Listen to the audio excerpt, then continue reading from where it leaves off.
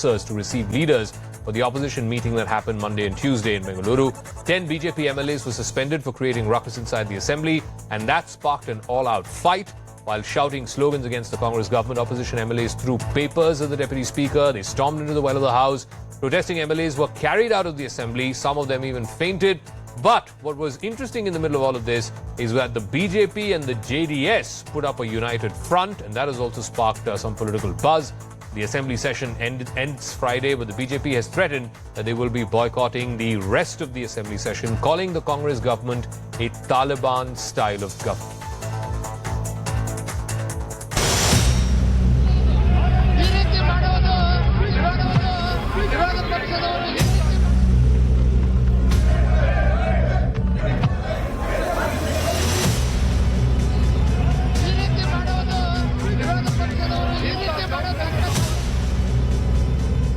Not actually good for the constitutional what rights is their MLAs. This is not the bad incident took place in Karnataka Assembly. Never in the Vidhan Sabha this thing arrested. Never the marshals have manhandled the MLAs, elected representatives. It's an inhuman government. We have got Taliban government. They are a frustrated lot. They are not able to accept the fact that they've lost the elections, and we are able to implement all the guarantees with huge success.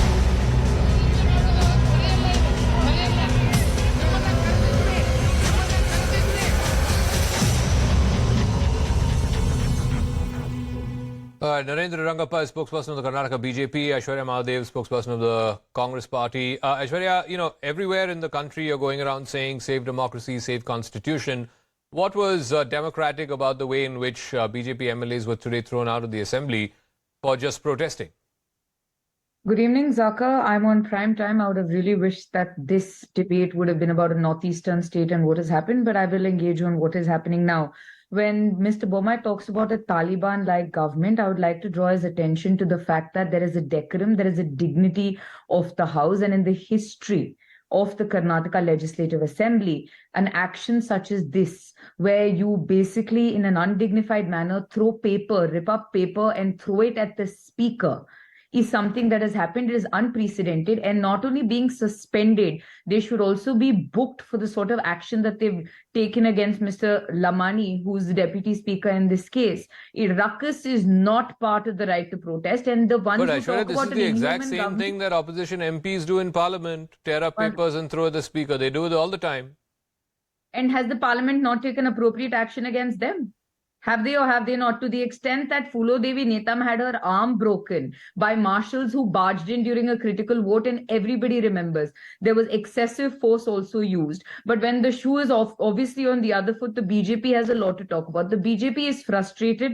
The JDS is excessively frustrated. And because we're implementing our guarantees, because we're going along with our work, they continue to try and stall progress and also business in the House, which is very unbecoming, to the extent that the MLAs being carried out are laughing about it. Mr. And they're sitting and protesting. At the end of the day, I mean, you can't be tearing up papers and throwing it at the speaker. That is disrespect to the chair.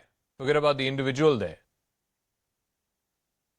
See, let me start by saying this is a draconian, undemocratic and stifling the voice of democracy by the bullish Congress party. Because when the debate started regarding the clarification of IAS officers attending a political functions, which is not governmental. So when we questioned the government about this, they refused to give an answer. S.K. Patil gave a very vague answer on the floor of the House.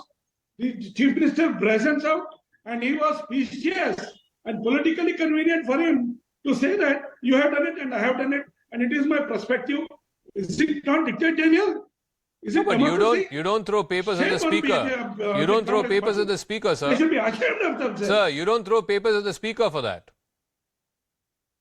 We were instigated by the undemocratic, draconian behavior of the leader of the House, the ministers, the members, and to a certain extent the chair also. Why didn't he give a fair chance for us to debate? Why didn't he allow us for discussion? Okay. He uses 348. Ashwara Mahadev, there's a legitimate And he crosses question over being the house. asked as to why IAS and IPS... One second. Ashwara Mahadev, why were IAS and IPS officers being deployed for a party function or for the function of political parties and not for governmental work? That's a legitimate question to ask. Zaka, there's a saying in Kannada saying Madakagdidon Mai Parchkonda, and this is the sort of frustration of the BJP. A very clear clarification has been put out that the IAS officers, as this protocol, not in violation of the service, basically were deployed to receive the dignitaries who have held cabinet rank, who come under the protocol, who are under Z category security or have been chief ministers of states or cabinet minister ranks, because of which the officers only went to the airport to receive them. I was also at the event in an official capacity, and there were no officers there. They were guests of the state at the behest of the chief minister. The chief minister basically said they did not attend the event, but official protocol of travel, which is from one state to another that applies, was what applied here, and that there is no violation. Ashwara, they've come there for a political party event. They've not come there for inaugurating a government project, or they've not come there for an investment summit. One second. Mamata Banerjee is a chief minister of a state, but also part of a political party, yes.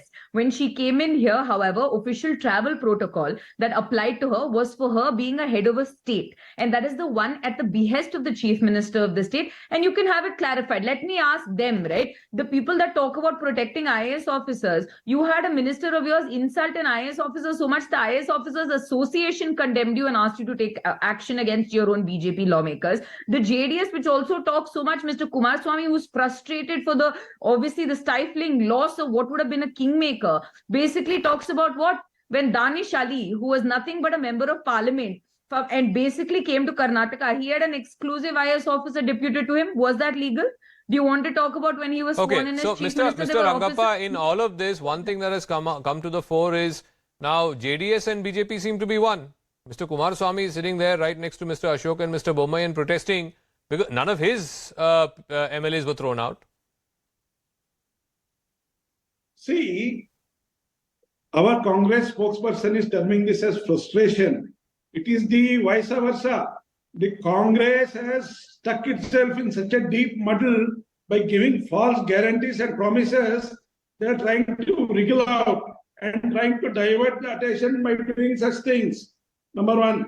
Number two, by brazening out and being specious. No, answer my question. My question was on Kumaraswamy and JDS being in cahoots with BJP. Please answer that question. JDS and BJP have never gone into any sort of an agreement. Let me be very clear on this fact. But by looking at the behavior of the Congress, by looking at the draconian attitude of the Congress, even the opposition parties were forced to work against the Congress. Okay. This is actually what has happened. All right, we'll leave it at that. Narendra Rangappa and Ashwara Mahadev, we'll see how this story plays out. Like I said, the assembly session concludes Friday, but the BJP is saying that they're going to boycott the rest of the session. They're also going to be meeting the governor tomorrow and making a representation before him. We'll see how that plays out. Thanks very much for tuning in. I'll catch you again tomorrow night.